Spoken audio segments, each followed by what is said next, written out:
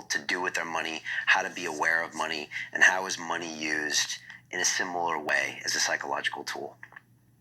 Well, money doesn't really exist. It's a theory. If you look at how the world's been acquired, it's been done by a banking scam where you lend people money that doesn't exist. We call it credit. And you charge them interest on it. And if they don't pay the money back plus interest, then you get their wealth that does exist. You get their home, their business, their land, their resources, whatever. And we've been through a process of banks lending credit, figures on a screen, greatly in excess of what they have as assets, called fractional reserve lending.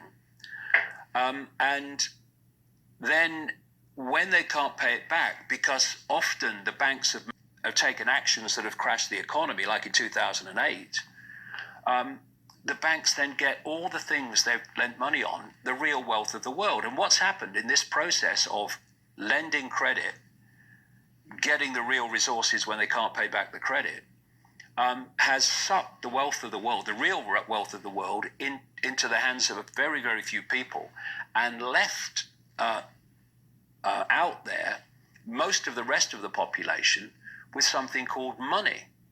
And money only buys anything unless we take it seriously. You know, if it's just a piece of paper, and this is the point, it's meant not even to be a piece of paper, it's meant to be purely electronic. And so we have this fresh air money that is worth something because the buyer and the seller believe in it, and only because of that. And the real wealth of the world has been sucked into the hands of a very few people by lending this scam called credit. Another interesting thing about this money situation is when you go to a bank and you say, borrow £50,000, they'll type into your account £50,000. In credit, where's the credit come from? Here. But you're not paying back £50,000. You're paying back £50,000 plus interest. The interest is never created, only the principal. Because people think that governments create money. Money is overwhelmingly created by private banks issuing credit. That's how local money comes into circulation. So what this means is creating credit for the principal but not the interest, is that at no point is there ever enough money, credit or otherwise, in circulation to pay back all the debt and all the interest on the debt outstanding. So people losing their homes and their businesses and their resources, etc., is built into the system on purpose. Now, when there's an expansion of the money supply, an expansion of money in circulation, Peter paying Paul, that seems, to hide it to an extent. But once you squeeze the money supply, you take money out of circulation, it becomes obvious that there's nothing like enough money in circulation to pay back all the debt. So there's people losing their homes, their resources, their things that they own, for no other reason that there simply is not enough money for everyone to pay back the debt. So what do the banks do? We'll have that. And this has been going on for centuries, and they've hijacked the real wealth of the world by doing this. And the next stage, which is in my books from the early 1990s, is the cashless society. I was pointing out, purely by knowledge of what this agenda was, that they were going to get rid of cash. And look at it. Cash is flying out of circulation. In some places like Sweden, it's almost totally cashless. They're shutting down bank branches, so you cannot interact with a bank branch locally with cash. You have to do it online because that's electronic money. And eventually they're going to take cash out of circulation. Why? Because when you go into a store now or anywhere and you give them a credit card, electronic money, and they say, sorry, the system won't accept your card, well, you can still pay cash. But when there's no cash in circulation, your electronic money, which is meant to go through a microchip eventually,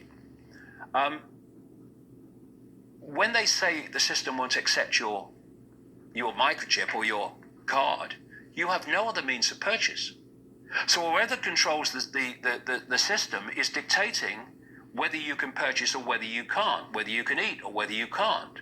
And the only other alternative to that would be barter. And I'll tell you what the plan is. The plan is to ban barter, to make it illegal on the basis that they can't tax it.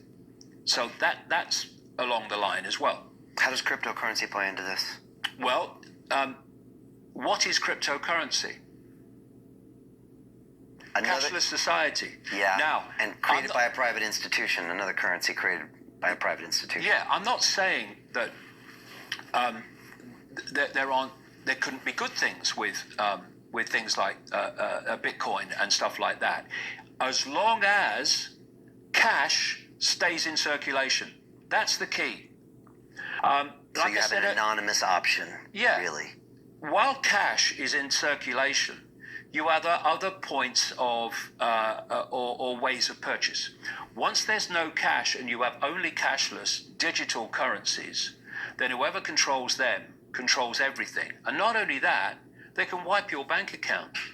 If you're a dissident of the system, as this moves on into more extremes, they can wipe your bank account. And it's just gone. Because all it is figures on a screen. You can wipe figures on a screen in a second. You can, from a central point, crash the entire economy by controlling digital money and digital processes.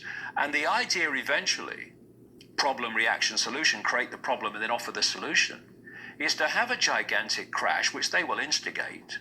And then to overcome the crash, they will propose a totally new economic system of central control to be the solution to the problem they've created, which is crashing the economy. And the more control they have over money digitally, electrically, the easier it is to do that.